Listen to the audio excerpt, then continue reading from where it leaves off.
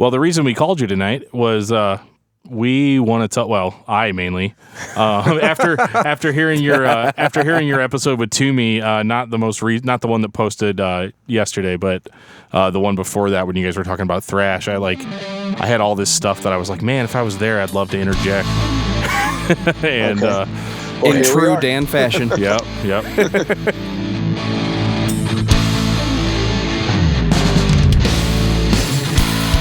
And if you have tinfoil on the knuckles because you're wearing a hockey jersey, then you are ready for this episode of Discography Discussion. I am Joe. That is Dan. That is Jeff. And this is Robb Rivera of Nonpoint. How you doing? Pretty good, man. Pretty good. How are you tonight? Good. That was a great intro. Well, thank you. I've been working on my radio voice ever since I got sick. Awesome. Yeah, he's dropped an octave. Yeah, we didn't put too much thought into it until we're sick and our voices, so we have to go above and beyond. We all just got done being sick, so. I did too. We had the whole family had the whole norovirus or whatever the hell that thing is called, and yes, the quote unquote stomach flu. Oh my God, it was horrendous. I mean, actually, my entire household were sick at the same time. So imagine we pretty much let the kids do whatever we want while me and my wife just laid around just drowning in our sorrows. We just could not. We could not function. Thank God for in-laws, but even they got sick. Oh man! I mean, my in-laws and then the four of us sick at the same time. That's never happened in my life. Yeah, that's rough. I mean, my kids are. I got basically all my kids are under 4 years old. So with me and my wife being sick and them all being sick and nobody wanting to come to our house because they didn't want to get sick. No, it was pretty awful, man. My son got it first, and then he spread it to his sister, then the wife, and then the in-laws, and I was the last one to get it. And I never get sick. This is the thing. I get sick maybe once a year. I never get sick, but when I do, forget it. I'm down. Right. Yeah, I feel you. I took a half day today because my oldest was homesick, and my youngest was homesick earlier this week, and I actually missed work because I was sick. So It never ends, man. It's been a horrible year. I mean, my son is 3, my daughter's 5. They go to school. There's the exchanging of germs, and it's like so many. These kids get sick so quickly. And I never thought. I mean, I've been home with them sick, and I never got it. And I was like, man, I won't get sick. I never get sick. Yeah, I was wrong. Right. You're like, I'm the adult here. I've got the more advanced immune system. Yeah. Yeah. Only as advanced as the most recent form of the virus. Right. Yeah, it's amazing the new stuff that they'll bring home at the first time they go to preschool. Yeah. Oh man, it's guaranteed. The first 2 weeks they'd get sick.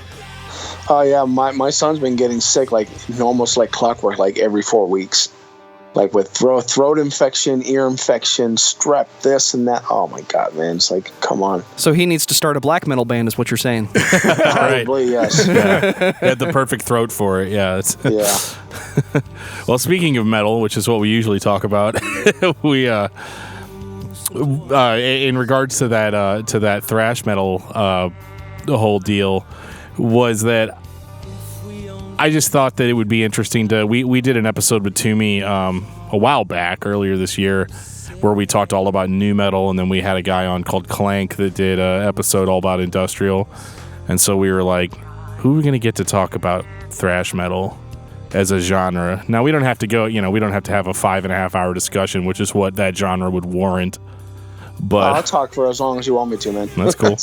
All right, so I don't know if I got 5 hours in me, but yeah, we'll see. What's the longest we've gone, Joe? Is it 4 hours before? You don't want to know, because then we'll set a goal, and then I have to edit it later. It's got to be the Travis Turner episode. Oh, would be my guess. man. We talked for, I believe, 4.5 hours at one point. Because the Scott Mellinger episode was a little over 3. Oh, I don't remember that, though. I was completely drunk, so yeah, no clue on that one. Yeah, you start off with a beer or two, and you're like, this is no big deal, and then it's 3 hours later, and you're like, holy shit, what have we been talking about this whole time? Oh, that's right, black metal. Right. We're not talking about black metal. Well, it was interesting. I was talking to a buddy of mine the other day, and I was like, yeah, you know, we're going to be talking to Robb from Nonpoint, and he's like, oh, what are you guys going to talk about? And I was like, well, probably thrash. And he's like, really? And I was like, yeah, dude. He's like, I wouldn't have thought that. I was like, well, you need to listen to more podcasts. I get that a lot. And a lot of the elitists question my thrash knowledge. Your metalness.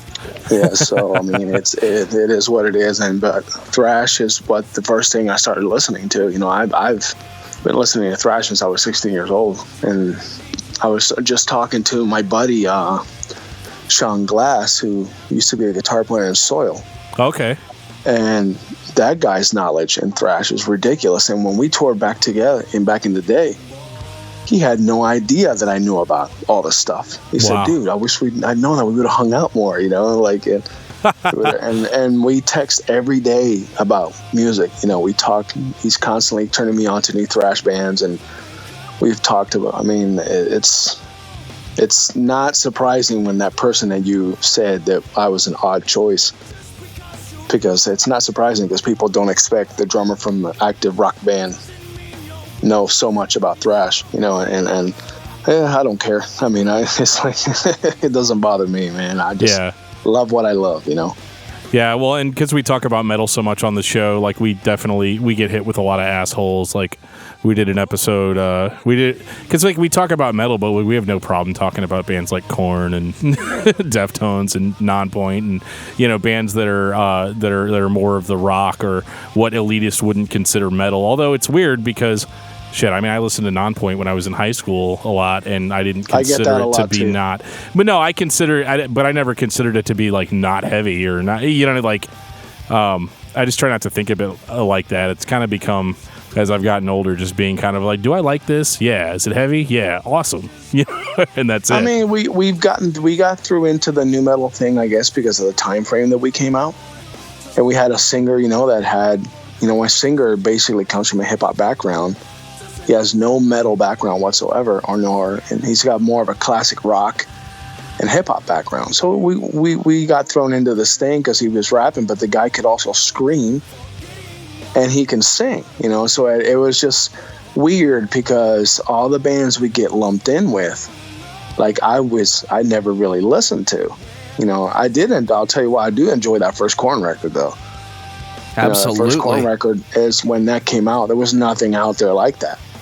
You know, it was a completely different genre. What was born right there, you know. So I didn't know it was called new metal. It's just, to me, it just sounded new. You know, sounded like a new band doing something completely original. You know, so yeah, nobody called it new metal back at that time. I remember people saying like groove metal. You know, like people didn't. It was something new, so people didn't know how to make heads or tails of it. You know, it's like Pantera got put into this power groove category. I just thought they were a metal band with thrash, you know, influences. And, right.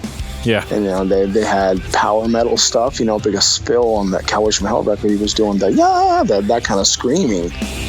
You know, he wasn't doing the heavy growling yet until like that next record, Vulgar Display, Power, where they were just brutal on that record. You ever heard the power metal record that they put out in the late 80s, right before Cowboys? I actually have that. I have when I first heard Pantera, see, that's the thing. You're going to hear a lot. People are going to be shocked. You know, I heard Pantera before Phil was even in the band. Well, that was his first record. Puerto Rico, I had the Projects in the Jungle album, which I have it downstairs still on vinyl. So that's awesome. Wow. And then there was that guy that played in this band, Lord Tracy, afterwards. Terry Glaze, I think his name was the original singer.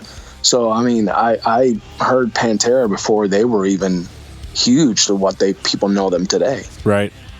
And almost sounds like almost a totally different band.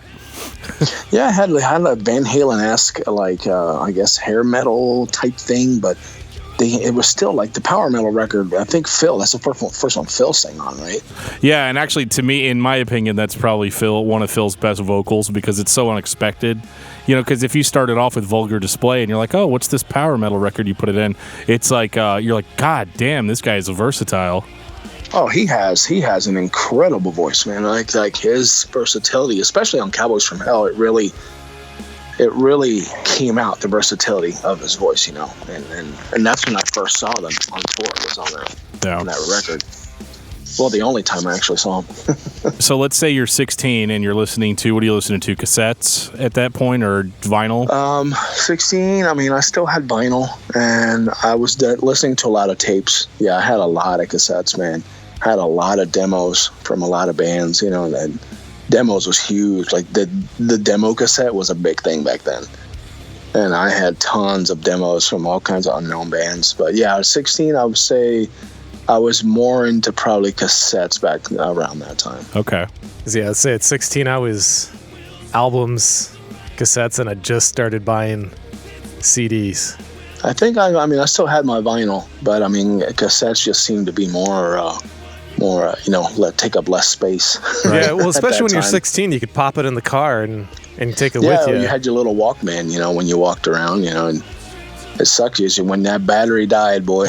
Yeah, you start hearing the track slow down. You're like, you heard the song going slower and slower and slower. It's like, oh shit. You know? I guarantee you, there's like half our listeners don't even know what the hell we're talking about. That's probably why not, but it's okay. That's probably why I like doom metal so much. You know, that's slow. You know? I do enjoy some doom as well. Yeah, nice. Well, that's next one time. One of my favorite doom metal bands is actually Cathedral. Cathedral's awesome. And Solitude Eternus, I also log too. So those are awesome. You've heard of them? So yeah, no, we have. I'm really into doom metal. We did we talked about Swallow the Sun pretty recently. Yeah, that's one of my favorites. Yeah, and I never followed the genre a lot, but Cathedral I enjoyed, and I actually started listening to him because Lee Dorian was singing for them. Yeah. And I was just curious how he went from Napalm Death, how he's going to sound in Cathedral. Right. And it was a complete, you know, very Sabbathy type vibe, you know, with the and if I remember correctly, I haven't listened to Cathedral in a long time, but it had like a 70s type production. Yeah, it sounded cool. It was really heavy for having that production too, you know, like very Sabbathy. Yeah, good stuff. So what was your first thrash metal band that just really put it on the map for you? Well, my first exposure, I was living in Puerto Rico at the time, and on Monday nights they had a metal show. You know, they would play Dio and, you know, Iron Maiden and all that stuff, you know. And on this specific Monday, the two records that I guess, quote unquote, thrash or speed metal records I heard was Kill 'Em All by Metallica and Exciter's Violence and Force. And when Hit the Lights came on, I was like, holy shit, what is this? Like, I'd never heard anything that fast. I think the fastest I'd ever heard anything, I think at that time, was Motorhead. Yeah. And when Metallica is my band. That's the band that completely converted me into a thrash metal genre. So they played both records in its entirety. So they played Kill 'Em All and... Yeah, they played Kill 'Em All from front to back, and then they played Exciter's Violence and Force front to back. Oh, wow, that's awesome. So I heard those two. Those were my first introduction to thrash metal. The very next day, I went out and I bought those albums. And at that time, Ride the Lightning was actually out. I didn't know that Ride the Lightning even existed at that time. So I got the first two Metallica albums and the Exciter album, and I think I saw a Manowar record. Oh, wow. Or something. And I think it was Into Glory Ride or something. I bought that one. So I went home with four pretty much classics. I mean, I could have done without the cover of Manowar. They were dressed in the loincloths and stuff. Right, yeah. But they look so cool and tough, you know. Sure. And I read the back then titles and covers was like huge. You know, I could definitely tell by the cover of an album, this was probably going to be cool, you know. So yeah, I know what you mean, because like a lot of the time, like my bag right now in 2017 is usually like techie death metal. Yeah. And a lot of the time I can tell just by looking at the cover, and sometimes I'm wrong, but I can usually tell just by looking at the cover if it's going to be up my alley or not. I mean, when I bought Iron Maiden's Number of the Beast, that cover, yeah, I saw the thing, you know, with the devil. I'm like, oh, this has got to be awesome. Yep. Yep. And I did. You know, I took a gamble on it. And then, lo and behold, a couple of days later, they played the Number of the Beast video on MTV. I'm sure listeners don't even know what that is either. Right. Yeah. What, MTV or the music video? Is that the station that has reality shows on it now? Yeah. Well, it has those reruns of Boy Meets World all the time. Oh, right. Yeah, like 16 and Pregnant or something, whatever the hell they're called, whatever that shit's called these days. But Yeah, so that was my introduction to thrash. It was Metallica's Kill 'Em All and Exciters, Violence and Force. And I actually was thinking about this today because I want to make sure I had the right answer. Right, there you go. Because you knew the question was coming. Yeah, pretty much, but yeah, that was my first introduction. I just got hooked ever since, man. I've just been listening to thrash ever There was since. a radio station that was playing that cover to cover? Yes, it was at 10 Wow. o'clock at night. It was a Monday night metal show that they had in Puerto Rico. So That's very cool. every week they played, different bands on the show. But for some reason on this day, they played two entire albums. And I think they kept going that. I think that became very popular when they did that. It was really cool. In Puerto Rico, metal was like very religious. People loved metal down there. Yeah. So, people would be eager, like if you're in the car or whatever, people were listening to that show. So it was really cool. Sadly, it's not around anymore, but it was a great time, and it was for guys like me, we were trying to find something different. We're trying to find a different outlet. And that station introduced us to this whole new world, and thrash was born in Puerto Rico, basically, and it was awesome. Yeah, that's really cool. I could see myself at that age, if I knew that they were going to do that. Dude, I would have a blank cassette in the in the player immediately, wait for him to cue that up. I became a huge fan of radio shows. Like when I lived in Boston, it was a radio show. That's where I heard Pantera. I didn't even know Pantera was a band. Right. And they played Cemetery Gates, and he said, "Oh, this is Pantera with Cemetery Gates." I hadn't heard of Pantera in a few years. I'm like, Pantera? He says, and then he played Cemetery Gates. I was like, God, that doesn't sound anything like the Pantera I remember. It's got to be a different band, right? Yeah. Yeah, I thought it was a different band, and then they were coming a week later. They came with Exodus and Suicidal Tendencies. And I went to the show, and I'm like, holy shit, this is a Pantera. That's that Diamond Daryl. Yeah, yeah. But it was Dimebag at that time. The world famous, and one of the best shows I've probably ever seen in my life. It sounds good, man. Suicidal Tendencies, Exodus. I've got such a huge soft spot for Exodus. I just went to see Exodus with Obituary about a month ago. Oh my God, that sounds awesome. Man, they crushed it. Toxic Waltz, when they played Toxic Waltz, that place erupted into violence. Oh, I bet. Oh man, it was amazing. And you know what's really killer about these thrash bands is they're still here. They're still putting out quality music, which is mind-blowing after all these years. That last Exodus album, Blood In, Blood Out, is amazing. It was heavy too, and I think that's the big thing about thrash metal, not like modern thrash metal, is that, or even the old school stuff. I have a lot of people always tell me that, I don't really like thrash because it's not as heavy like death metal or hardcore or whatever, and I'm always like, dude, if you listen to those bands play those songs now with modern equipment and setup, dude, they'll blow everyone out of the water. Yeah, I really wish a lot of those bands, Testament did it. They re-recorded a lot of their. They had that record called First Strike is Deadly, I think, and it was all re-recordings from the first two albums with the modern production at that time, and it sounded great. I wish all those bands would re-record all those records now, because the production now these days, it's ridiculous. Yeah. Well, you can really hear that too. Like I've got Testament's Brotherhood of the Snake, and that is, oh my God. Album. Yeah. Andy Sneap, I think Andy Sneap produced that one. Yeah, yeah. And Andy Sneap, that guy's just a tone master, dude. Absolutely. That dude is just crushing. He just did the new Judas Priest too, which I'm excited to hear. Oh yeah, that'll be awesome. Cannot wait for that. We're talking about them next month, so yeah. Awesome. We one of the cool things about Testament, especially too, was that, and I think Toomey said this already, but I'm going to say it anyway because I feel the same way about it. I always felt like Testament was like following me in my musical tastes over the course of my life, in the sense of like they start off with thrash when it was popular, and as I got into heavier bands, Testament started getting progressively heavier as well. Yeah, that Demonic record is pretty damn heavy. Yeah, it is. And that was I remember thinking that was crazy whenever I heard that, because I was like, holy shit, these guys were standard on the first album. Dave Lombardo played drums on that album. Yeah. And they have Steve, I think DiGiorgio is playing bass. And I think maybe James Murphy played on that record. I don't know, but I think James Murphy was on that record. And it's weird, And no, it's just super stupid heavy. You know, like they've gotten heavier because I mean, if you listen to Legacy and New Order, there's a big difference there. Oh yeah, Legacy was very thrashy, and then New Order was kind of more. They kind of like found themselves in a way, you know. And then Practice What You Preach and Souls of Black they had your thrash moments. Then they put the Ritual, and that record was kind of like very light. And then since then they got heavier and heavier, and from till now, I mean, I was just listening to I got their new record. I forgot. Is that Brotherhood of the Snake, the newest one? Their latest one is Brotherhood of the Snake. Yeah. So I listened to that, and I'm like, holy shit! Like this band is still like, how is it that these dudes at over 50 can still pump out these insane tunes? Yeah, they're still kicking ass. It was actually done under a lot of turmoil and stress. From what I was reading an interview with Chuck Billy.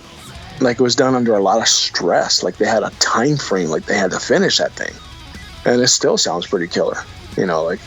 Yeah, they're still kicking ass. Yeah, I actually bought that one on cassette because cassettes are like coming back now or whatever. So I was like, oh, what the hell? I'll buy the new album on cassette. My thing is vinyl. I buy everything on vinyl. So I have quite the collection down here. Yeah. Yeah, that's me as well. Vinyl is my... It's a very expensive addiction. Yeah, well, at least a lot of them now, whenever you buy the vinyl, you get the FLAC files. So even if you want the high-end audio in a digital format, you're still good to go. Yeah, you can download it. That's pretty cool, actually, that they do that. So, because it gives incentive to buy the vinyl, too. Exactly, and that's the reason why I keep buying vinyls, because I can get it both ways. I mean, it's the same reason why I do Blu-rays. Well, I buy vinyl, and then I'm a subscriber to Apple Music. So I got everything on Apple Music as well. So, I mean, but I definitely buy the vinyl, so at least the band gets the sound scan. You know, like... Right. But I like the Apple Music as having limited on my phone. I can just pick whatever I want and listen to it. So...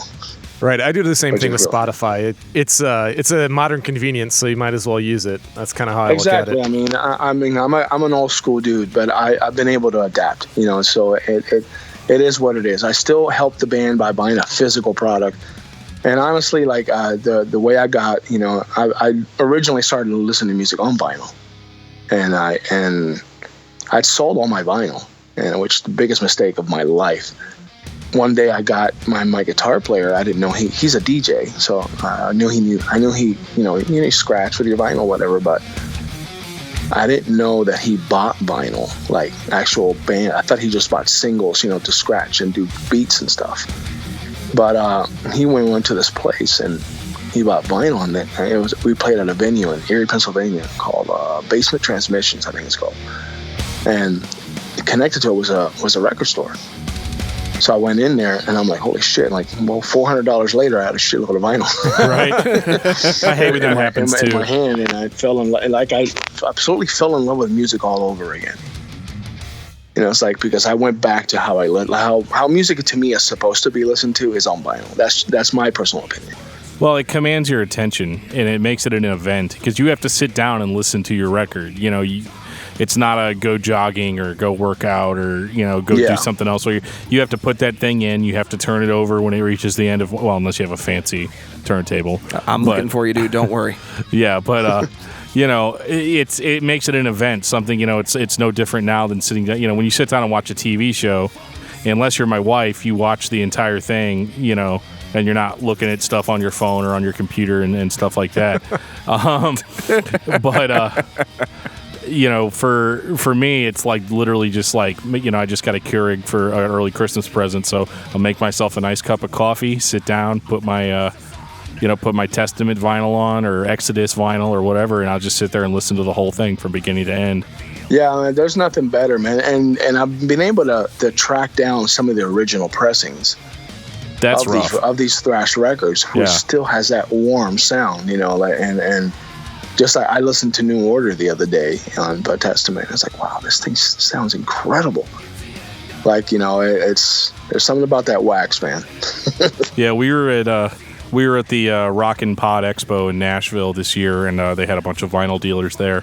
And I paid an undisclosed amount of money, and I got original pressings of Rain and Blood and South of Heaven. Oh man, that your wallet must be hurting, bro. I was not like I was just hoping these dudes weren't going to ask me for gas money on the way home. Yeah. I was kind of like, here, man, here's the deed to my house. Just leave the turntable and like we're good.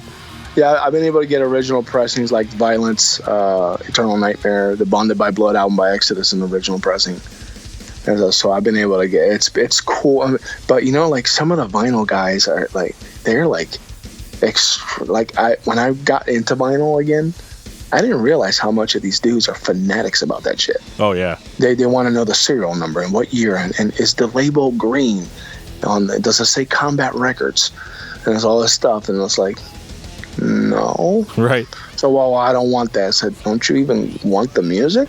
Right, yeah. It's a really good record. Have you listened to it? Yeah. Like, it doesn't sound any different from the original one, So it's a little weird. I've never realized how fanatical these people are. Like, I was selling a couple of vinyls. I have actually some vinyls for sale. I got a lot of doubles. And people asked me for pictures. They wanted the picture of the vinyl of the actual sleeve to see if there's any dents. Right. Like they're just really weird about this stuff. Yeah, that sounds like my brother-in-law. He's got an insane collection, and he makes his own turntables. So he's got acrylic platters and everything, and he gets his own bearings made specially. I mean, it's pretty wild. Oh, that's awesome. So vinyl is heavy in my household. That's awesome. We definitely strayed away from the thrash metal discussion. Yeah, sorry. That's okay. Hey, vinyl is an integral part of thrash metal. Welcome to discography discussion. We do not stay on topic. Yeah, we just try to make it superfluous. That's cool because I have a huge thrash collection on vinyl now, and they're very rewarding to get all this stuff, especially the thrash side of things.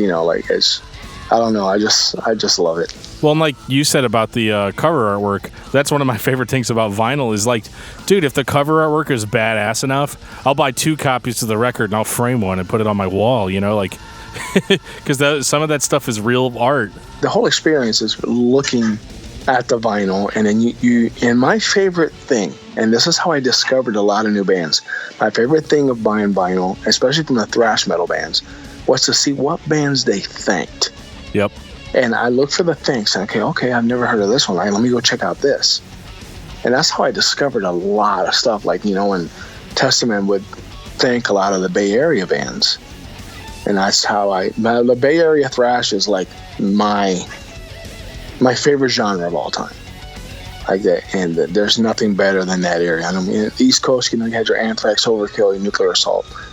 But there was something about the Bay Area that completely overtook my whole life pretty much. Well, that's where we got the big names from, right, Dan? Like, Metallica, Megadeth. Everybody was Bay Area. Everybody was California. Yeah. Well, Megadeth technically was from LA. So that's true. True story. They were not Bay Area.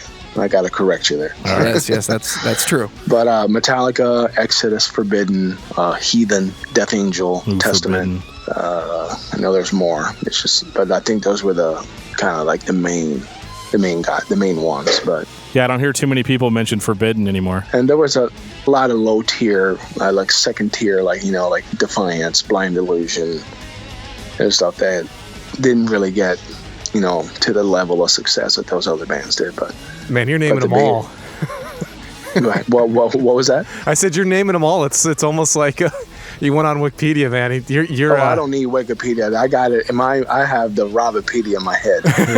Well, I didn't mean that. That's where you were going. He corrects Wikipedia. He is the vinyl library. I'm just saying that, man. You definitely you can tell you love your Bay Area. Well, I mean, there was just something about it, and the thing is about these thrash bands that I'm not knocking any new thrash bands because there's a lot of new ones like Havoc, like Hatchet, Dustbolt, great bands.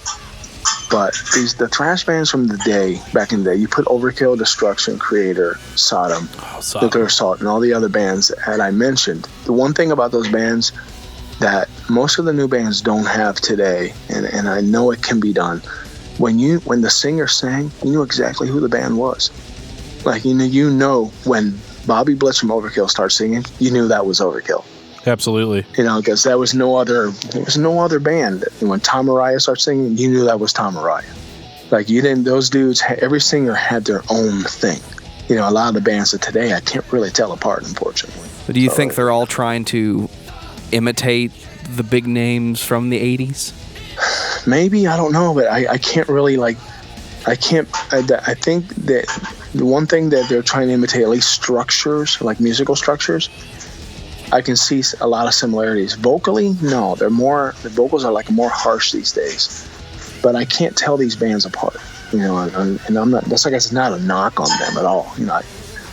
The one bands I can tell apart, like Lamb of God. When Randy starts singing, I know that's Lamb of God. Yeah, he's very distinct. And like Jesse from Killswitch. As soon as he starts singing, I know it's Jesse from Killswitch. And the same with Brian from Shadows Fall. He had like a little Chuck Billy-ish type of vibe. Yeah, he was one of my favorites, Brian Ferry, because he. Shadows Fall was one of the first, quote unquote, newer bands. Yeah. And they're not really that new. They've been around forever at this point. But I remember thinking, these guys understand, what thrash music used to be.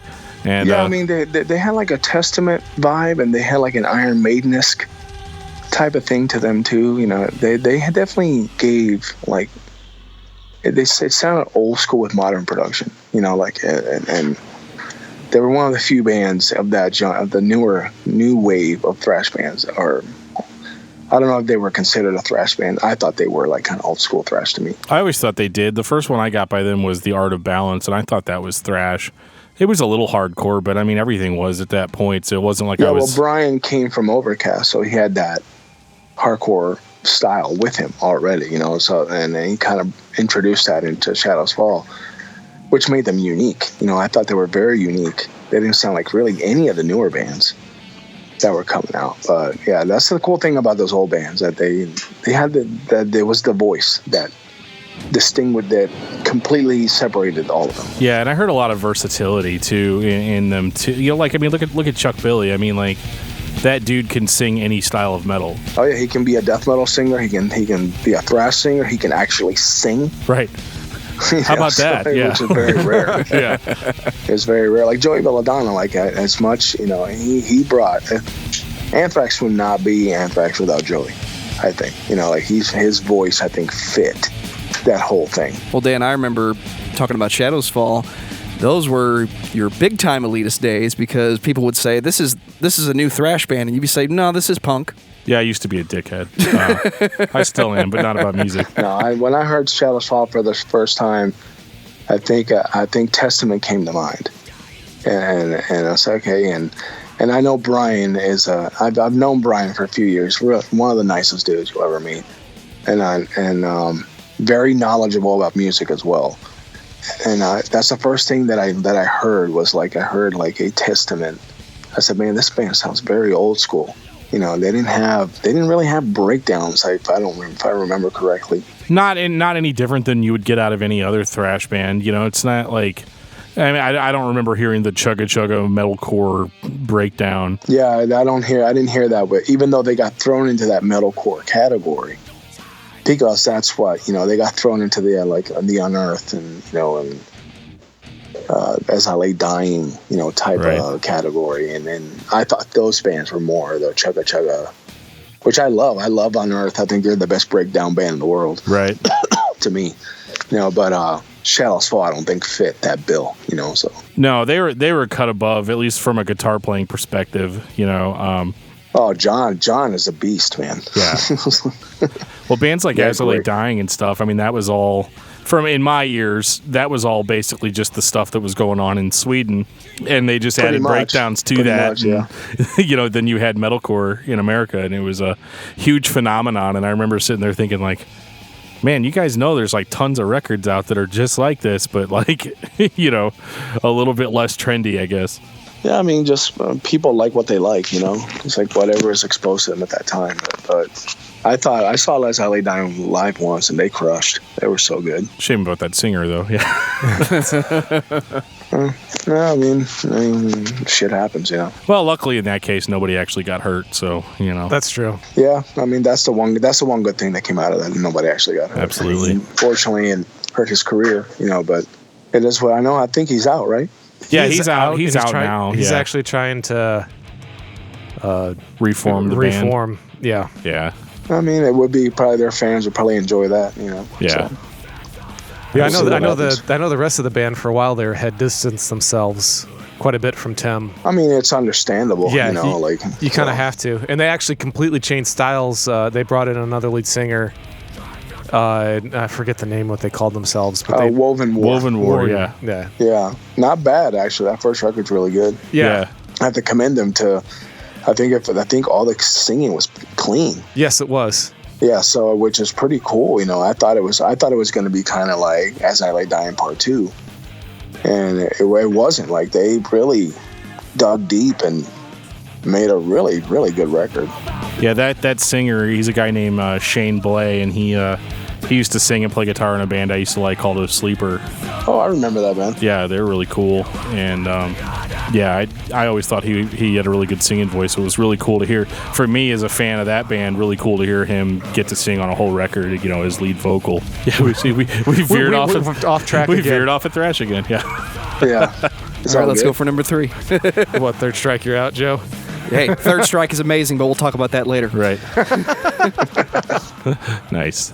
Yeah, I guess for me, one of my biggest, let's just get out of the way. Like, obviously Metallica. You know, Metallica's the reason we're all here, right? I mean, pretty much. And pretty much. You know, so obviously it was Metallica, but I found myself whenever I really wanted to dig into thrash deeper, I'd say the biggest, most influential record for me was Beneath the Remains. Yeah, that's an amazing record.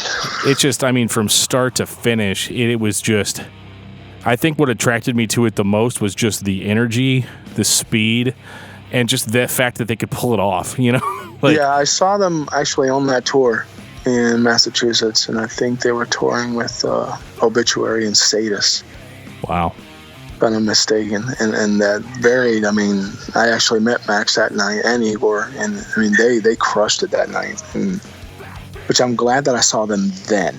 Sure, yeah. And, you know, that's when I'm like a lot of people that I know now. Oh yeah, I saw them on the Roots album. I said, well, that's not the Sepultura that I know. Not that there's anything wrong with Roots. No, there's nothing wrong with the later band, but yeah. But I saw them on the Beneath the Remains, you know, and when they were like super fast, and then I saw them on Arise as well. That's a great record too, and then that's as far as my top 20, I'd put Beneath the Remains is in there somewhere. Yeah, absolutely. Sure. My top record's always going to be Master of Puppets. So it's a perfect record. I mean, it's hard to. I always tell people it's the most perfect album ever recorded. Like, as far as front to back, that record is just a masterpiece. And I don't care what anybody says. How would you rate the new record? New record, on a scale of 1 to 10? Compared to their other records? Well, it's definitely not Master of Puppets. It's not to me, when I first heard Hardwired, I was on tour. I heard the song Hardwired. I didn't even know they were releasing a song. All of a sudden, I go online and I see new Metallica songs. Holy shit. So we put it on Apple TV on the tour bus. And we listened to it, and my jaw just dropped. So, holy shit, fast. It's fast stuff. You know, and I think that song is pretty, I think it's one of the better Metallica songs to me, you know, and to me, that record sounds like, again, it's just personal opinion, it sounds like new wave of British heavy metal done today. And you can hear all those influences on that record. You can hear your Diamond Head. You can hear the Tigers of Pang Tang, the Iron Maiden. You hear all that stuff that influenced them is on that album. And to me, honestly, I love Hardwired. That's, you know, a lot of people do, a lot of people don't. A lot of people have just mixed reviews on it. But it's definitely, I mean, I can't compare it to any other record, but to me, the song Hardwired, it sounds like riffing from Kill 'Em All. Absolutely. Well, I thought it was interesting that they, for the first time in a long time, it was just James and Lars. And that was where the song ideas got put together. And that's what they did in the past. The two of them took everybody's ideas and then went off and put it all together. And we didn't really see a change until they started trying to write stuff as a 4-piece. Lars and James, I mean, they are Metallica.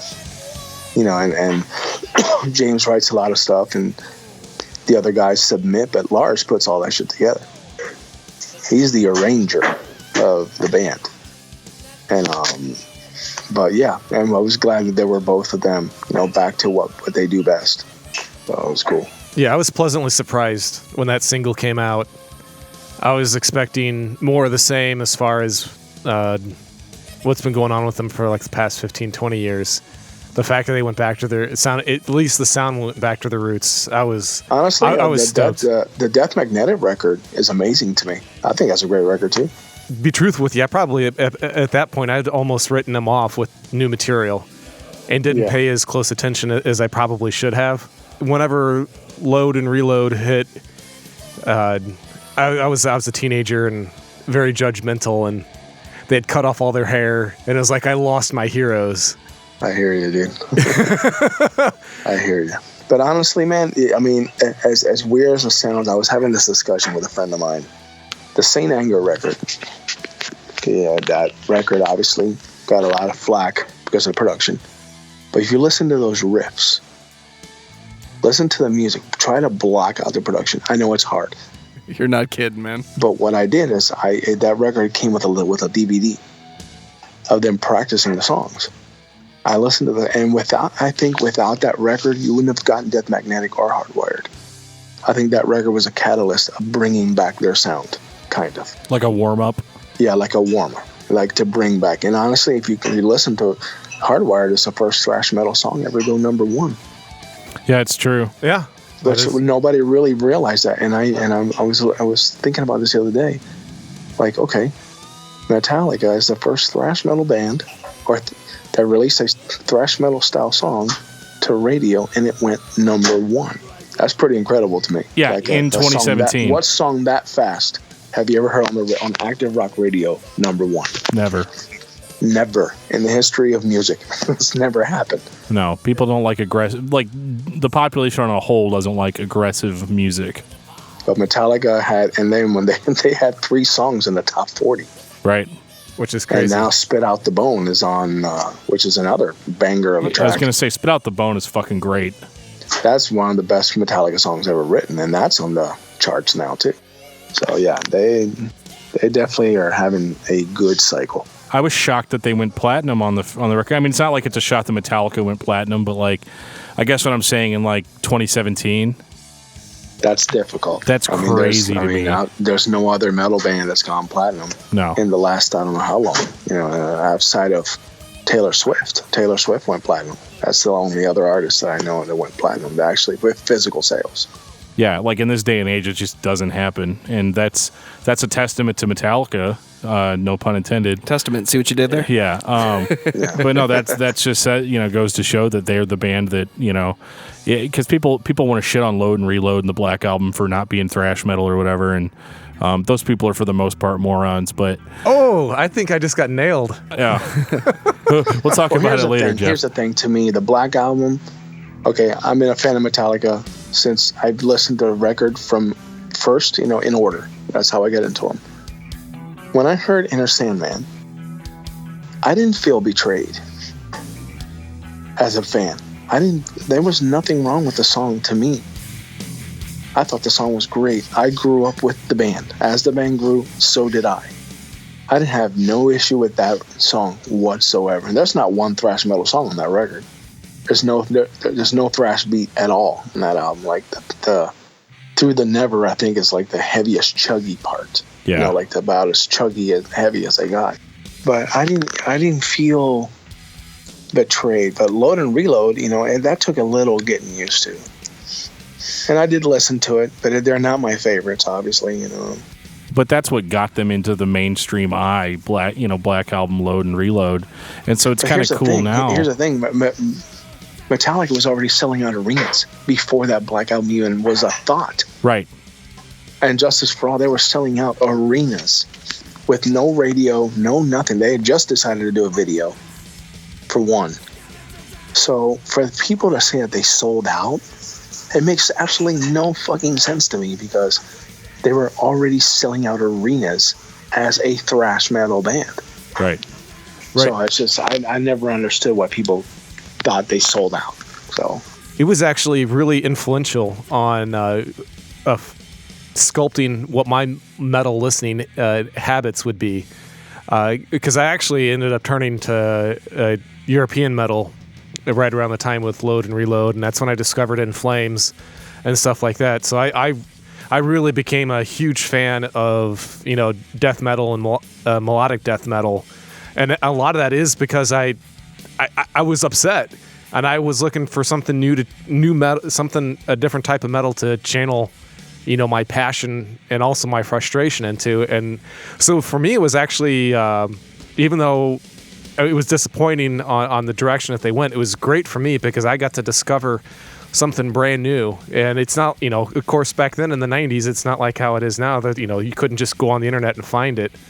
So I'm actually kind of thankful that it ended up happening because it really, I don't know how expanded my horizons would have been with my metal listenership if it hadn't have been for Load and Reload.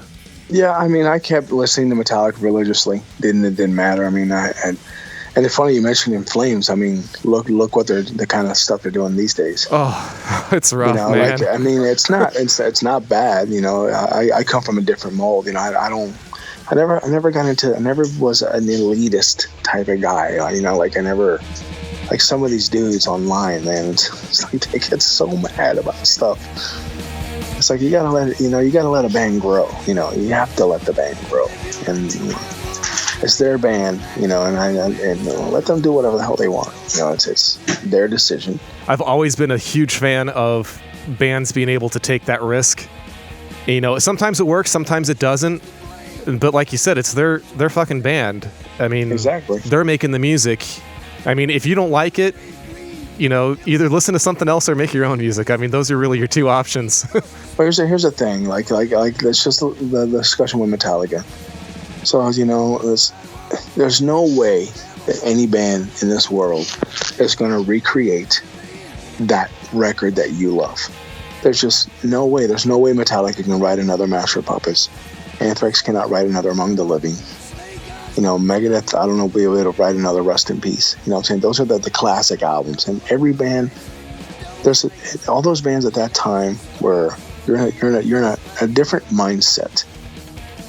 There's a mindset that goes into writing music. You may not feel the same way when you write another record. You're probably not mad about the same things that you were when you were 25 years old. Sure. Yeah. At 50 years old, there's no way you can be pissed off about the things that pissed you off at 25. Now you're just pissed off at how expensive college tuition is for your kids. Pretty much. It's just, I think, just let the bands grow. Let the bands do their thing. Just like you said, sometimes it works, sometimes it doesn't. Somebody said that to me the other day, well, it worked for AC/DC. I said, well, I haven't heard another Back in Black.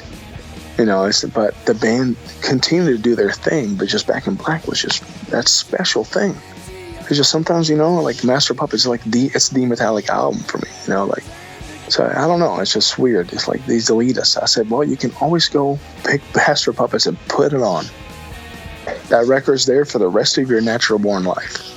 That has been our mantra for a long time. As I say, you're our new best friend because that's totally what we're all about. If you don't like the new stuff, go listen to what you did like. I mean, they get to make whatever they want, but that old record's still there. For me, Rain and Blood is always there. Why would I want to listen to them recreate Rain and Blood when that's right there? I could go listen to Season in the Abyss and then come back to Rain and Blood. Right. Yeah, Season in the Abyss. And here's the thing. Season in the Abyss is a different kind of record. I didn't feel betrayed. No. It's a great record. And so is South of Heaven. Yeah, I think the whole betrayed feeling is, kind of, I think the root of it, it's like nobody's doing shit to you personally, Exactly. That's one of the things, how is this affecting your life?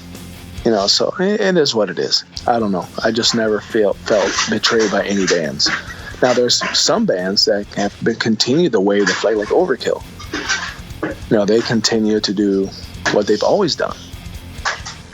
And it works. It works for them. They're consistent. They never changed, but some bands just want to grow. Let them grow. and shut the fuck up. Right? Got all these damn podcasters out there giving their opinions about shit. No. I mean, like I said, I think all bands should grow. You know, like if you're not a musician, if you don't grow. I mean, like actually, my absolute favorite band in the whole world is Rush. And Rush has changed from the progressive days to what they're doing now. But I still love the band all the same. Yeah, that's another band that's a huge influence on my listenership is Rush. Yeah, I love that band. Oh, I love Rush, man. That was my first favorite band. Well, Rush, Metallica, and Black Sabbath are like my three. That's a heck of a holy trinity there. So good company to keep, yeah. Yeah, those are the three bands that, you know. But also, man, I love my Megadeth. You know, I love Slayer. I love Anthrax. You know. But I love stuff like the Doors too, you know. So it's just I change, you know, with a lot of stuff. But thrash metal is my number one go-to thing when I'm mad. I feel like I'm getting a picture of where all your beats come from, of all these different little pieces. Well, I'm definitely influenced by a lot of those people. You know, like I'm influenced by John Bonham and Bill Warren just as much as I'm influenced by Dave Lombardo and Charlie Benante. You know, like I've taken a little bit of everybody and mixed it in. Out of all the popular thrash, is there, I'm not going to use the word mainstream because I don't think mainstream thrash is a thing in the 80s when vinyl was amazing. Is there any mainstream thrash or more popular thrash that you don't like? Well, I wouldn't name any names. So I mean that's not the kind of guy I am. You know, there's bands that I like, bands that I don't like. I'd rather just talk about the ones I like. All right. That's no, fair enough. Yeah, I'm not about the being negative about other bands. You know, like there's bands I definitely do not enjoy, but I don't think they suck. It's just not for me. I don't think any band sucks. I just think they're not for me. That's how I look at it. That's a good outlook. Yeah, it's respectable for sure. I mean, it's just like I'd rather not. I'm not gonna say this band sucks because to somebody else they won't suck. You know what I'm saying? And that's also somebody else's art. You know, they put their blood, sweat, and tears into it. I don't want that guy to say my band sucks. I'm sure I've heard it many times. You can go online and read comments from people that says, "Oh, this Nonpoint sucks." Well, but that's factually incorrect. You know, that's your opinion. That's too many cool. albums. Hey, well, that's all. You're a lot cooler for saying that. Right. You know, like, sometimes I agree with him. Yeah, we do. Just like Primus. And you know how Primus says Primus sucks? Yeah. Well, we suck too.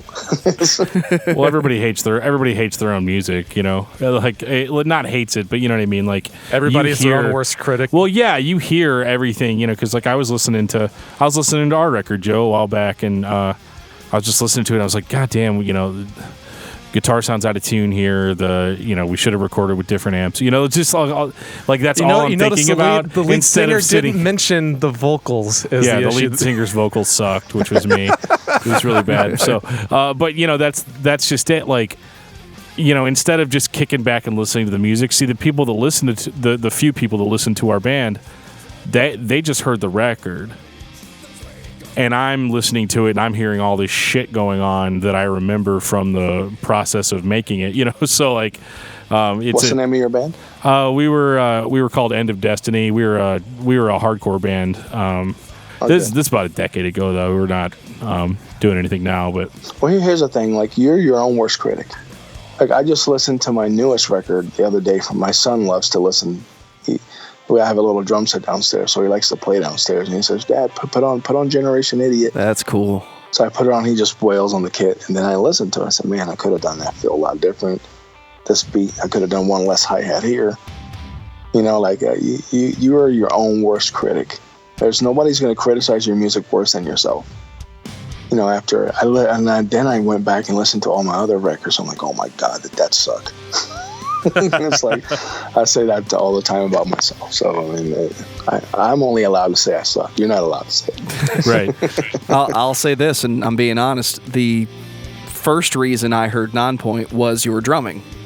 Because I went to my drum lesson, and my drum teacher put on Recoil, and I think it was track 7 is the cover you did of In the Air Tonight. He says, you're going to learn how to play this. And I said, that's a Phil Collins song. He says, no, you're going to play this version. Oh, wow. I then took the record home and listened to it from beginning to end, and I called him back and said, so track 1, these drums are way too heavy for this style of music. He says, no, dude, you're going to play all of this. Oh, for the In the Air Tonight? Oh, for In the Air Tonight, The Same, The Truth, that whole record. He just said, no, you're going to play this whole record by the time you're done. I got about 3 songs in, and I said, man, my feet aren't good enough yet. Wow. He didn't like a quitter. You. I'll take that as a compliment. I appreciate that. I remember we were touring with Drowning Pool, and then you mentioned The Same. I think CJ mentioned something like, hey, you start that record with the like you guys just came out swinging. Right? and actually we just played that last year for the first time in like 10 years, and my feet were hating me. My legs were absolutely hating me because I haven't played that in so long. Like sometimes your legs, you need to get them warmed up to do so. And that was the first song in the set, and I was like, oh my god, you really want me to start off like this? I'm gonna be dead by the end of the song. You can go out and do the Portnoy thing where you just warm up the crowd, but really you're warming your feet up for 2 minutes. Like, come on, we're getting ready to go. Really, I'm just psyching myself up. Well, that's pretty cool that your teacher used that record as a reference. I'd never imagined something like that. So. Oh yeah, he used to give me all my obscure records of 2004. Like Pulse Ultra and Atom Ship. I got those from him. And Pulse Ultra. I remember those dudes from Canada. I think they're awesome. Right. One record and they're done. I'm so angry. But it was so damn good. I mean, same thing with this band called Pressure 4-5. They were on the Ozfest with us. And I thought that was an incredible record. And it was one record and they're done. How is that even possible? So it is what it is, man. We're just thankful that we have that record. Right. Exactly. You can always put it on. It's always there. So. It's just like your favorite thrash record, Dan. Oh, nice. Way to bring. So now that we're talking thrash records, I mean, what are your all's favorite thrash records? Like, what is your all-time thrash album? Ooh. Mine is Master of Puppets, and then Rain and Blood is a close. Like that, I think they're tied to me. If I'm picking just my favorite thrash record, because I do think that Master of Puppets is perfect, my actual favorite thrash record is Abigail, King Diamond. Oh, good. Ambula Rock. Great guitar player. That man, that creepy guy with his face paint, the first time I heard him was Family Ghost, and I said, who would sing like this? I then went home and listened to the record 5 times in a row and said, I got to go buy the rest of his albums. Yeah, and that my first time listening to King Diamond was in Merciful Fate, so I heard the Melissa album, and that's... again, one of my top 20s, like one of the best records. That's just like, holy crap. And I saw Merciful Fate live in Fort Lauderdale. I was like, wow. And he still kills it, still to this day. I'm going to sidestep the question, Rob, and say, so you have your collection and the house is on fire. I realize that the actual answer to the question is as many as I can, but you got to grab 5. Which 5 are you taking with you? Which 5 records I'm going to take with me? There's a fire. I know the answer after is after the family's out of the house. My family. Right. Okay, you're home alone. Right now. You're home alone, and it's just you and your records, and the house is on fire. Go. Well, my first. Okay. Well, Master of Puppets is definitely going to be one. Rain and Blood, a non-thrash album, Tool's Anima. Ooh. That actually taken that one too. So good choice. I will take that one because I had that one on vinyl. 2 other ones, I don't know. Man, God, I have so many amazing records down there. It's so hard to pick. Oh, Death Angel Act 3. Oh, hell yeah. And okay, another non-metal record, Peace of Mind by Iron Maiden. There you go. I mean, non-thrash record. Sorry, no, that's very metal. I mean, not thrash. But yeah, Master Puppets, Death Angel, Peace of Mind, Tool. What was the other one I said? Iron Maiden. So what are your 5? Now I get to be the podcaster. There you go. What are your 5? All right, Dan, go right ahead. Oh, shit. I don't know, man. I might just let it burn with me. But let's see. I would probably grab Rust in Peace for sure. Awesome. Definitely. I don't have this on vinyl, but does it have to all be thrash metal, Joe? Okay, wait. I have to have an audible, so I'm going to grab Rain and Blood too. So Okay, perfect. So Rob's going back for Rain and Blood. He's going back for Rain and Blood. There's going to be a little still scarring, but he'll be okay. I'm going to forget that I forgot it. Rain and Blood, and I'm going to come back in and get it. Okay, so I'm grabbing Rust in Peace. I'm grabbing Seasons in the Abyss. Yes. I'm grabbing, this is a weird one, so bear with me. I'm grabbing Psychosurgery by Tourniquet. Oh, wow. Yeah. Christian metal band. Yeah, we'll talk about that in a minute. But I have a great story about a Christian metal band, so go ahead. Sweet. Yeah. I'm probably going to grab Injustice for All, because that's my favorite Metallica record. Dude, I should have gone first. That's why you're going last, sir. And the last one probably is going to be the Crash of 47 by Adam Ship. You have that on vinyl? I don't have it on vinyl, but you got to grab the disc. But if I did in this fiction, it's a fictional scenario, so I can pretend that CD's on vinyl. Yeah. You hear that, Chad Kent? Get on that. What was your story? Oh, well, you ever heard of the band Believer? Yes. Oh, yes. Okay, now... Oh, shit, I wasn't even thinking about Believer. Dad, do you have the record Sanity Obscure? I do. Do you have that in front of you right now? Not in front of. I don't have it in front of me. I have the cassette, but it's at home. Okay, now, do you have an iPhone? Yeah. Okay, Google that record's tracks listing and look at track number 3, and you'll see something very interesting. Really? Yeah, so the third song is called Nonpoint. Holy shit. That's how I got the name of the band. Half-Life 3 confirmed. Honestly, dude, I had no idea. I'm a huge Believer fan. I am too, and I have the first 2 albums on vinyl. Oh my god, dude! And I think that story has gotten back to Kurt Bachman, the singer, when I moved from Boston to Puerto Rico, I saw the name. It's like Nonpoint. I was like, yeah, that's gonna be the name of the band. Wow. That is so cool. And your story was a lot better than mine. What I was going to say is that, dude, the entire reason I'm into metal and hard music and stuff was because as a kid, I was raised in an extremely religious household and was only allowed to listen to Christian music and Christian bands and stuff like that. So, like, everybody talks about, Slayer, Metallica, Megadeth and stuff. But it's like, for me, my first actual thrash bands were Tourniquet, Believer, Deliverance, Mortification. Mortification. What about Vengeance? Vengeance was fucking awesome. Yeah. I dug Vengeance. And I think the funny thing about Vengeance, and they were just on a pod. I just listened to them on a podcast recently, not too long ago. Yeah. I guess they're back together, and they have like a new guy singing. I guess the singer that they had, he's became a Satanist. Yeah, their original singer became a Satanist. Roger Martinez, or his name was. Yeah, he went really off the deep end, and not just a Satan, because it's one of those things that, like, I feel like, to just say, hey, I don't believe in this anymore isn't like that bad, but like he really went out of his way to be an asshole about it. To me, I never really got into I got into a few of the Christian thrash bands. I didn't really dig Mortification. I think they were from Australia, right?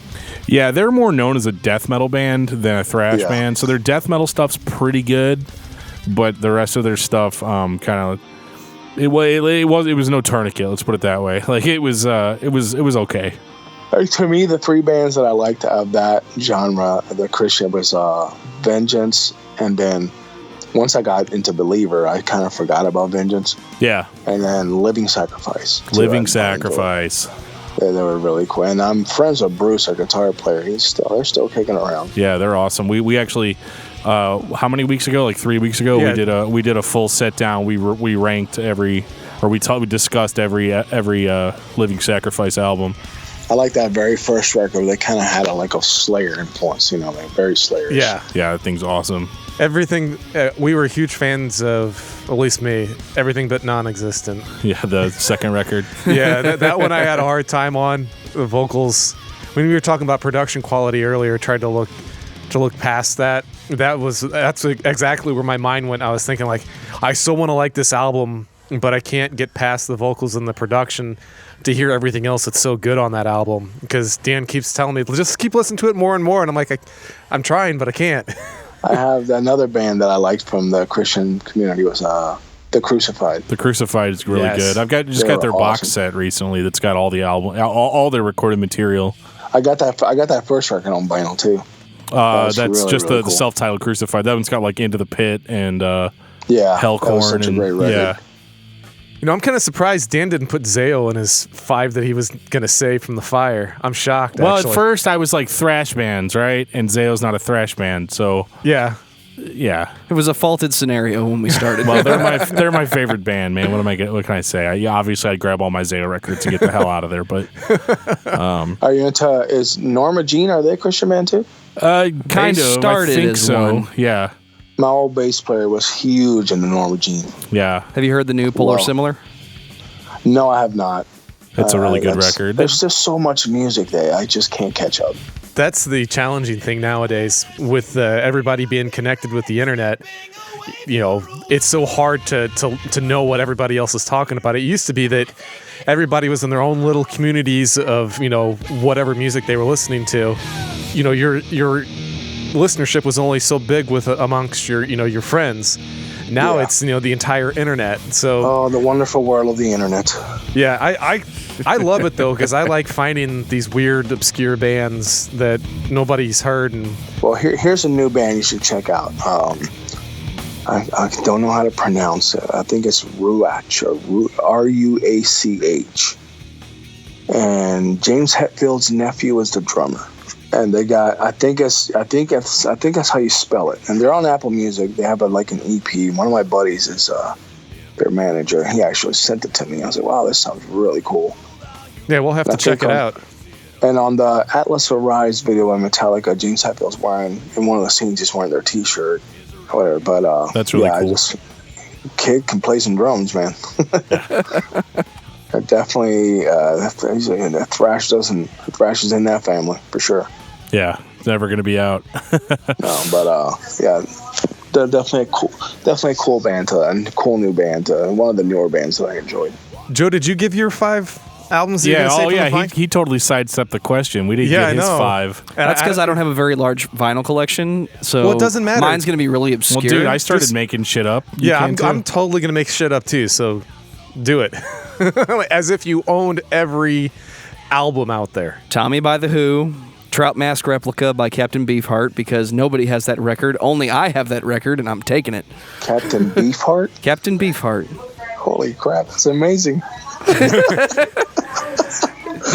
There's a list of artists that I always had in the back of my head, never knew who they were, and then in the past 5 years, I actually figured out their names. Because I thought Captain Beefheart was this weird alter ego of Frank Zappa that I made up. And then my uncle just out of the blue hands me this record and says, "Here, you can have this now." Trout Mask Replica. I went home. I called him back. I said, "You got any more of that? Because that was just weird."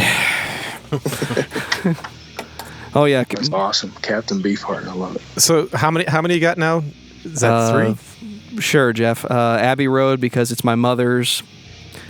Ziggy Stardust because it's Ziggy Stardust. And Master of Puppets because it's Master of Puppets. Damn, that's a very eclectic choices there. Love it. I'm a weird eclectic guy sometimes. I sit down and listen to Frank Zappa and then call Dan. What are you listening to? I'm listening to Tourniquet. Yeah. I'm usually listening to thrash. I have a couple Frank Zappa records. That was one weird dude, for sure. Have you seen any of his son's performances with the tribute band? No, I haven't. Ahmed's his other son who did some of the singing. Oh, yeah, I haven't seen him perform with the tribute band, though. No, that's because he's the executor of the state, and him and Dweezil do not get along, from what I understand. And nobody asked what Moon Unit thinks. I forget the youngest daughter's name, but yeah, so that's 3 of the 4 kids that between the 2 of us have named off. That's kind of scary. So yeah, and Justice for All for me, because that was my first introduction to metal. Period. Yeah. That was back in '88. I had a kid that great introduction. yeah, absolutely. There was a kid up the street from me that was he was a few years older than I was, and he was this total punk skater dude, and just 13 years old, smoking his cigarettes, total asshole. He popped that in, and I was like, oh my god, this is transformative. This is going to change my life, and I've been a metalhead ever since. And the best part about it, you probably didn't even realize there was no bass on the album. Yeah.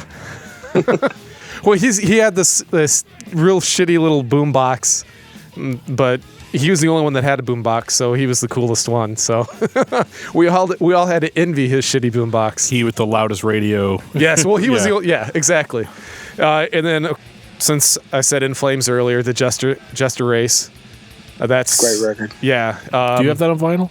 No, but you do. I'm breaking into your house. Breaking into my house and taking it. Your house is on fire, dude. Come on. Antichrist by Cybreed. It's a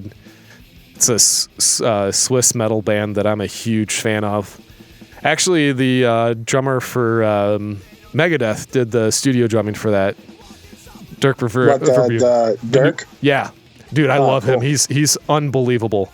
I mean, everybody knows his stuff from Soilwork, but his stuff on Cybreed is insane. He's a fantastic drummer. I can't wait to hear him like on new Megadeth stuff. Yeah. He's on my bucket list to see live. He's I've been a fan of his since he was in Scarve. And that's 15, 20 years ago, I guess now. But yeah, I love his stuff. Let's see what else we do. All right, I'm going to go off Dead End Kings by Catatonia.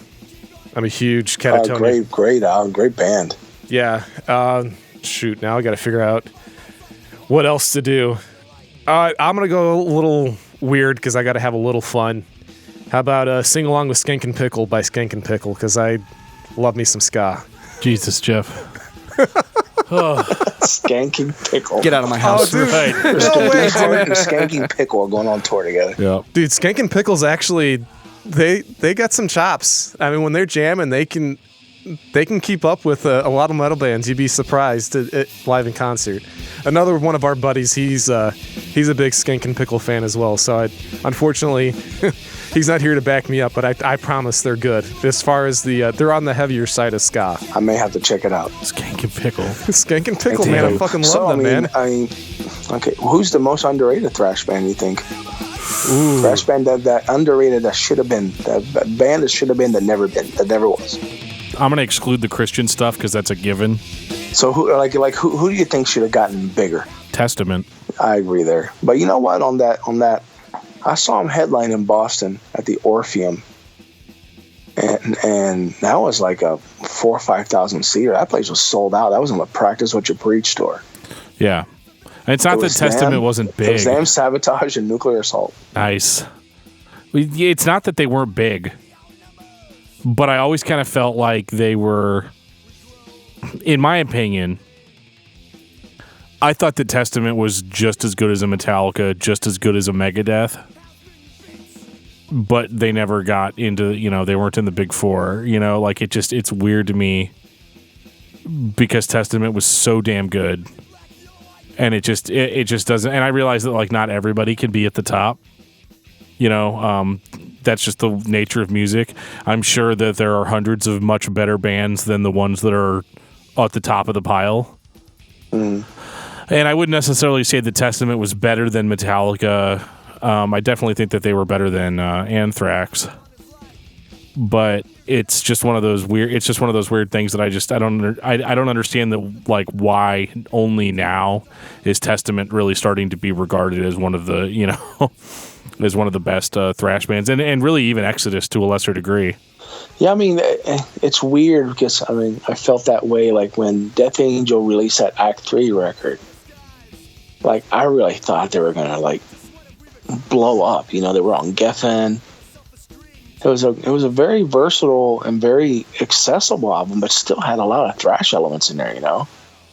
Yeah, for sure. Never took off for them. But the cool thing though about these bands is, even though they never reached that stardom, they're still around. They're still releasing good music, and Testament can still play the bigger venues. They don't play arenas. They never really did, I don't think. But they can still play like your House of Blues and stuff like that. You can still see a really good show. Well, and you even mentioned it earlier, Forbidden. Yeah, Forbidden's one of my favorite thrash bands ever, and I don't really hear very many people talk about them. I was actually surprised when you mentioned them. Yeah, I've known Craig for a little bit now, their guitar player, and I saw them opened for Death Angel, actually. And they were really good live, really killer band live. And then I saw them years later with like Malevolent Creation, which was a very odd pairing, but it was a good show. I mean, they're very tight. And Russ was a fantastic singer, and which I don't know. I don't know why they never got over the hump. It's just so weird that they never, because they were very accessible. They had great songs. Yeah, they had a good melodic vocalist who also could be harsh. Yeah, incredible musicianship in that band. Like, they were very good musicians in that band. So I don't know. It's just weird. Like, it was just the big four that really got. But the other bands still, and they're still around. Like Creator is still around. Destruction is still around. Sodom, yeah, they're doing great stuff still. Like Creator can headline here in the States. They're actually coming over here with Sabaton, I think they're called. Sabaton or something like that. Sabaton, yeah, that's it.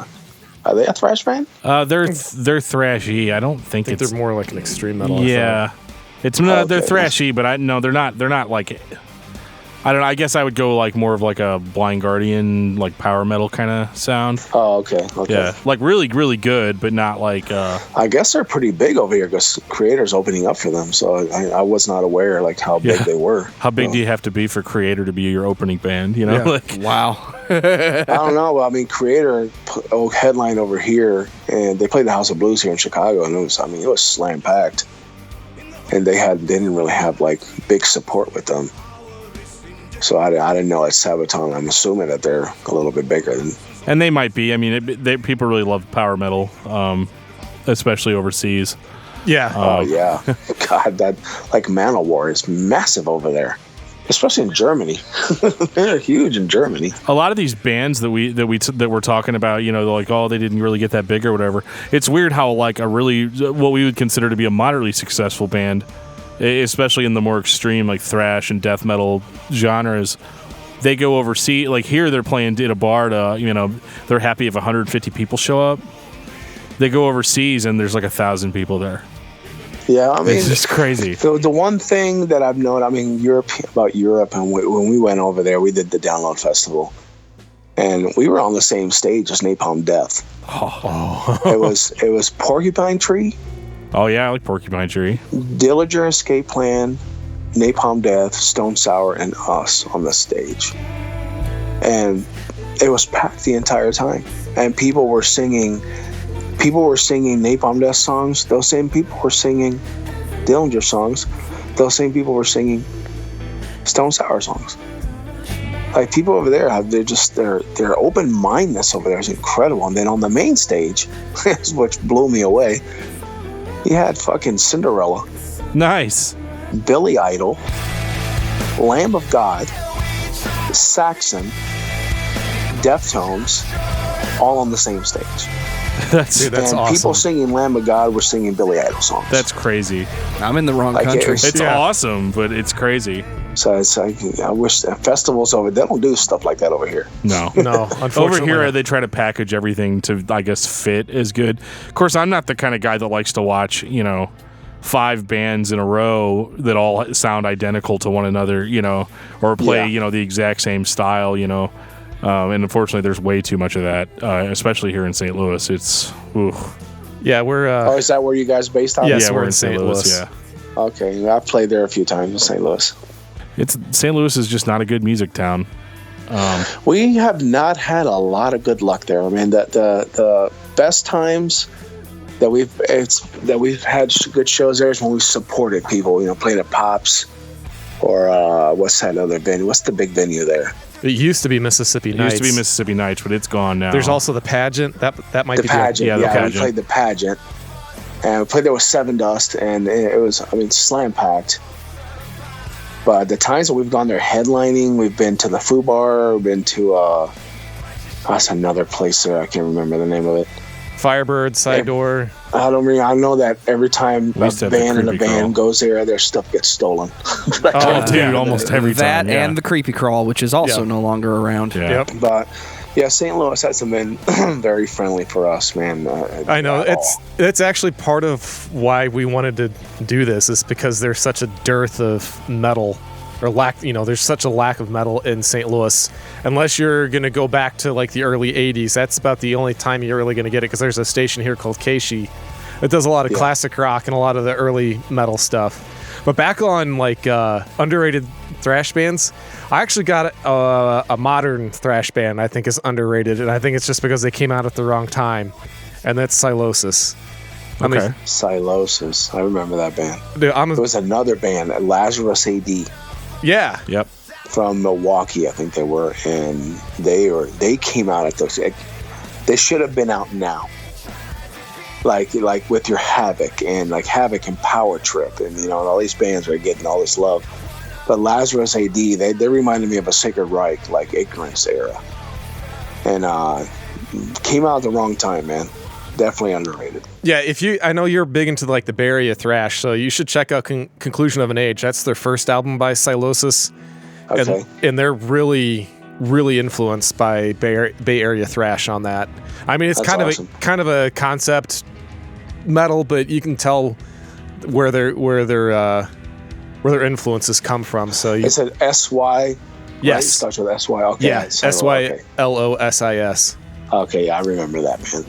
I haven't listened to him, but I've heard that name a lot. They have one of my favorite songs. It's called "Swallow the World," and dude, it's unbelievable. I'll definitely check it out. Yeah, it's good stuff. So that's my underrated thrash is Sylosis, just because they came out 10 years ago, which was the wrong time for that kind of music, I think. Yeah, I don't know Unfortunately. what was going on at that time, but definitely wasn't thrash. Yeah. Yeah, there was another Christian thrash band that I liked a lot called Sacrament. Yeah, from Philadelphia, right? Yeah, and they were They were on REX Music or yeah, whatever. absolutely. Yep, REX Records. Yeah, they were I awesome. know way too much. This is scary. Yeah, I know, right? I'm used to being the one, like I start feeling like I'm not being obscure enough, so I start pulling out Christian metal bands, and most people are like, "Oh, what?" You're giving me a run for my money here. Yeah, actually, they're not metal, but since we're talking about REX, I'm a huge Fleming and John fan. And then Delusions of Grandeur, that was... You're supposed to say Circle of Dust. Well, yeah. Circle of Dust, Yeah, Jeff. I know, it's Circle of Dust. Oh, crap. We opened up for Circle of Dust years ago. Yeah. Yeah, that's the guy that we were talking about earlier that was helping us out with All About Industrial Clank. That's the touring guitarist in Circle of Dust. Yeah, I remember Clank. Circle of Dust. They were pretty good. Yeah, actually, he just... Clayton just came out with a new Circle of Dust. Was it earlier this year or was it last year? Last year. Yeah. And it's fantastic. Wow. Have you heard the latest stuff from Believer? It's out there, man. It's definitely different. Yeah, it's not thrash metal, but I'm an old enough person now for that not to be a big deal. And I don't feel betrayed again. right, yeah. Yeah, you got to think most of those people that are like, "Oh my God, I feel so betrayed." In the same breath, they're like, "Shut up, Mom! I'm listening to my music downstairs." Like Yeah. Well, I mean, that's true. I mean, because that's... and they're like 39. Oh, no, I hope not. And then their mom's making a peanut butter and jelly sandwich. too. Absolutely. Last night, Mom told me to turn my music down, and I told her no. Let's see you try that shit, Jeff. Yeah. And then I told her to do my laundry. Lord. Shit. I hope that's not my kids. Right. I'll kick their ass before that happens. Oh man. But I don't think Joe's gonna give us an obscure thrash band. Oh, wait. Okay, here's a band that should have been bigger. Voivod. Oh my God, yeah. Give me some of that Voivod. Dude, I've got their Outer Limits cassette. That's a weird damn record. I love it. We opened up for Voivod years ago. Man, what a great show that was. I think if I'm ever sick again, I think you guys need to call Rob here to fill in, because he'll Hang on, Dan. Let me pull up the calendar and you can tell me when you're taking vacation. Right, yeah, no. Yeah. Man, you're like a walking encyclopedia, man. It's fantastic. We have never talked to anybody that can just like at the drop of a hat. There's no delay. That's impressive. Very much so. Oh, thank you. Thank you. You're very welcome. I mean, I just honestly do. I've been asked to do a podcast, like I should be in the podcast world. You should be. And I've thought about it, and I just love talking music, man. I mean, I love, especially thrash and metal. I mean, I could go on and talk about thrash metal and hardcore, if need be. I'm not very savvy on the hardcore side, but on the metal and thrash side, definitely. But, well, you're easy to talk to, so man, and you're really good with flow of thought. So you could definitely thank you, man. You could Thank run you. a podcast any day that you wanted to. Well, from what I understand, he's going to start playing a role in the Talk to Me podcast, right? You're going to start doing I'm picks of the gonna do week. like a pick of the week, I guess. You know, and I'm gonna pick a song and talk about the song, and Joshua, hit me up about it, and then I would love to enter the podcast world and maybe look. I would love to do that as a second career. Like Jamie, like my buddy Jamie Josta. He is so amazing at it. He's been doing so. Yeah, he's on killing that. it on that. Yeah. Oh yeah, he's him and Chris Jericho, another guy who does. He's been. I mean, he talks a lot about different stuff, but still, man, he's one of the top guys out there in the podcast world, which is great. Yeah, he's another one that can just really. You just give him subject. Yeah, and just run go. with it. Yeah, and his knowledge of music is ridiculous, man. Like, hey, we toured with Fozzy in Europe, man. We were talking about stuff that I had no idea he knew about. So it was pretty cool. I was very shocked. Yeah, that's how I'm feeling tonight. And you know who's another guy who knows a lot about music, man? I toured with Corey Taylor, like in 2006, and that dude's knowledge is ridiculous. Like, he blew me away. Every day we were like just going back and forth about stuff, like trying to outdo each other. Right. It was great. Right. It was great, man. It was great. But and I know a lot of hair metal stuff too. Like, not just thrash. I know a lot about metal in general. Like other different genres. But thrash is one of the cool things. But I guarantee you probably had no idea that I knew about a band like Believer. Yeah, I had no clue. We were thoroughly impressed with your. That's typically my wild card. I'm like, oh yeah, well, have you ever heard of and well, actually, why don't you try to see if do you have a wild card to give me? Ooh, go deep, Mr. I Terry. don't know, man. The Tourniquet was. Tourniquet's relatively well known. I even threw Sacrament out, and you knew who that was. I was like, damn it. No. Man, if he knows Captain Beefheart, I'm done. Right. Well, I've never heard of Captain Beefheart, but I'll guarantee you they're not metal. Oh no, that's There's Zappa. no way a band called Captain Beefheart can be metal. Something that I tell everybody that comes on our show and is kind enough to talk to us. We have a very open door policy on people returning, and I think maybe next time we should have a trivia off. With me? Yeah. Okay. I think that'd be a lot of fun. All in good. Like Stump the Trunk? Yeah, absolutely. Yep. Okay. And then whoever wins gets to take over the podcast. I better start studying then. Well, I guess I'm going to be the owner of a new podcast. Right? Oh shit. Shots fired. So Dan, do we want to schedule that for June or July? Oh shit, I don't know. I'll get back to you No, on that. do you have a wild card band that you think I'm trying to think of something really obscure. Oh, what, that he wouldn't know? Yeah. Chlorofield. I definitely have not heard of that. Yeah, Jeff's our guy. Jeff listens to some really obscure shit. I'm just thinking of something really All right, old. Jeff, I need you to go into your, other side of the world, your Swedish. Yeah, No, that was Switzerland again. I did it again. So I don't know much about the European side of stuff. Outside of Entombed, I can go Australia. Dismember and stuff like that. I don't know much about the European side of stuff. Yeah, that's Autopsy. that's more of my. Well, here I have a wild card. Mesro. I've never heard of Mesro. Okay, they're from Europe. They're like a junior Testament. What about Soul Embraced? Soul Embrace. I've heard of the name. I've not heard the music, but I definitely have heard that name. They're a side project of Living Sacrifice. Oh, okay. And they're really good too, actually. If you liked the old death metal Living Sacrifice stuff, it's kind of in the same vein, which is pretty cool. Oh, okay. With way better vocals. All right, how about some Brazilian power metal, Hybria? No, but I know Angra. There you go. How about Sarcophago? Yes. Yes. Okay. That is the Sarcophagia. That is Sarcophagia, yeah. yeah, that's Whatever. quote unquote original singer of Sepultura Oh, okay. Yep. before Max took over. Yeah, when they they were kicked still him out of on. the band and Max you guys started are throwing singing. some wild cards on me, so I definitely don't know everything. Well, all I know is that next time this is going to be really fun. Yeah, this was a blast. Yeah. But let me see if I can throw another wild card. Mortal Sin.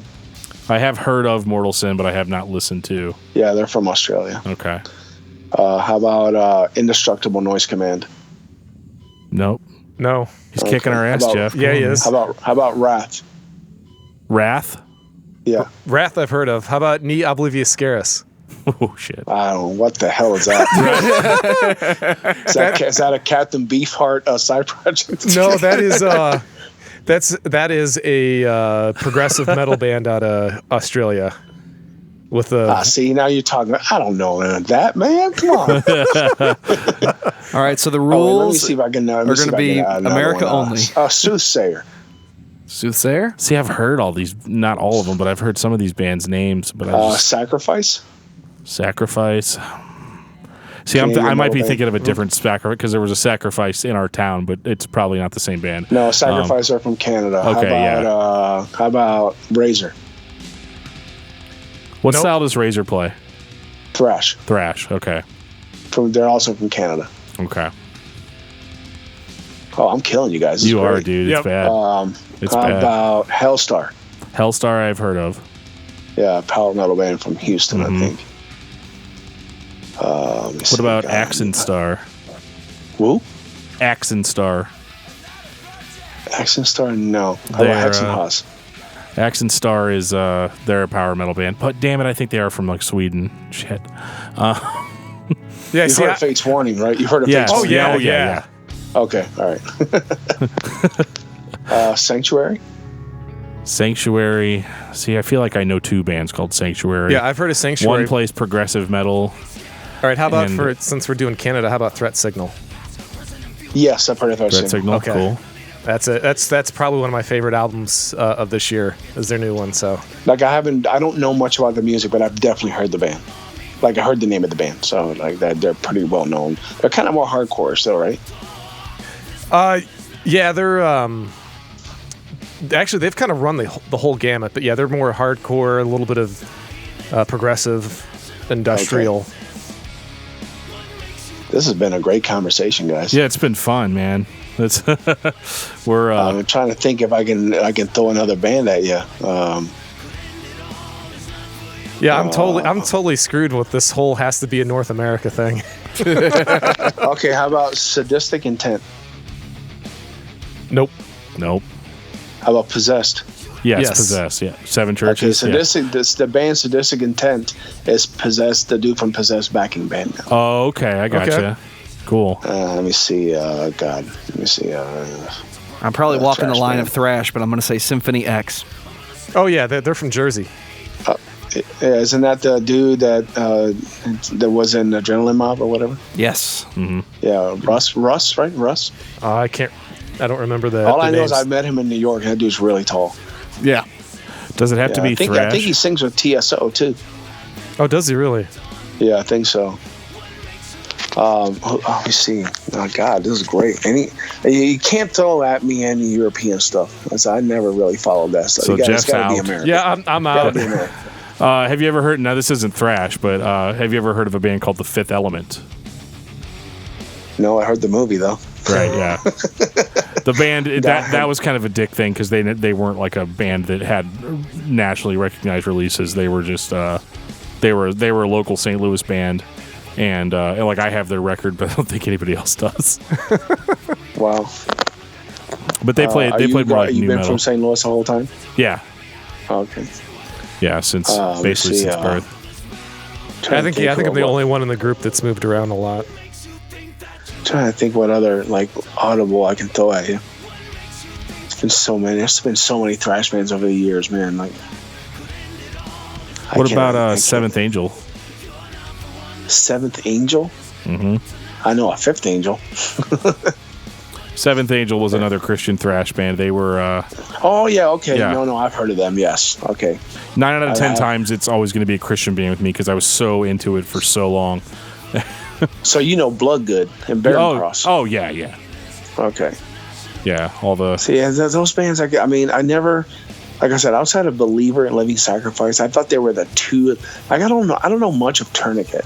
But I guess they were really big in that scene. Tourniquet doesn't sound like any other thrash band, and that's why they are always kind of like people that are really into Tourniquet. We all have this like weird glow in our eyes about the band because a lot of the other Christian metal bands, like, don't get me wrong, Believer was unique.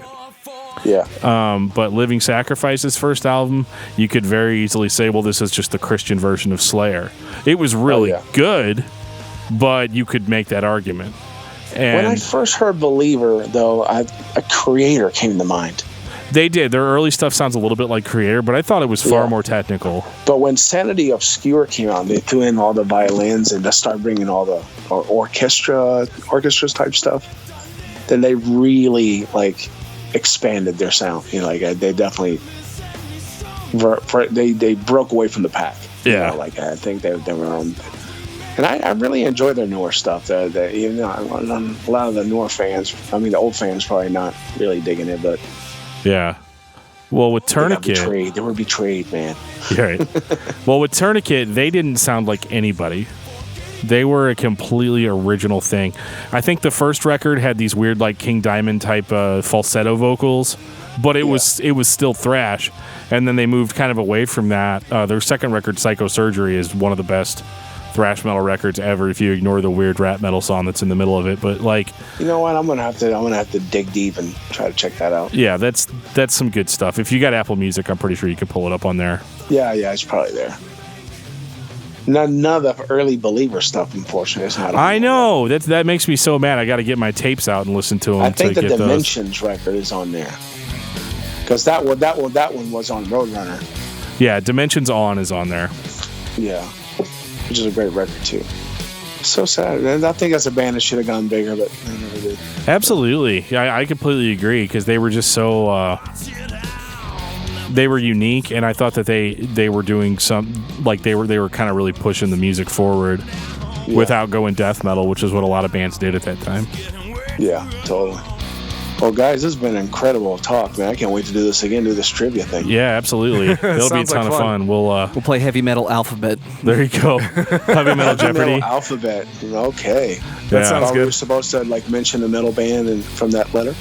We go A to Z and around the circle until everybody's out. Sounds good, man. Just let me know. Yeah, awesome. We appreciate it very much. Thanks so much, appreciate man. it, man. Thank you. Guys, take care. Yeah, you too. Thanks. Later, man. Bye. This has been episode 45 of Discography Discussion. Thank you for listening. You can like us on Facebook and follow us on Twitter at Discuss Metal. Subscribe to our podcast everywhere you listen to podcasts, including Google Play, iTunes, and Stitcher. Visit discussmetal.com for all things discography discussion, and please send questions and comments to danandjoeshow@gmail.com. If you are not a patron, you can become one at patreon.com/discussmetal. We have some sweet perks. Thank you, Robb Rivera, for hanging out with us and talking about thrash metal. You can find Rob and all the guys in Nonpoint at nonpoint.com and all over social media. We had a blast. We'll talk to you soon. And Heavy Metal Alphabet incoming.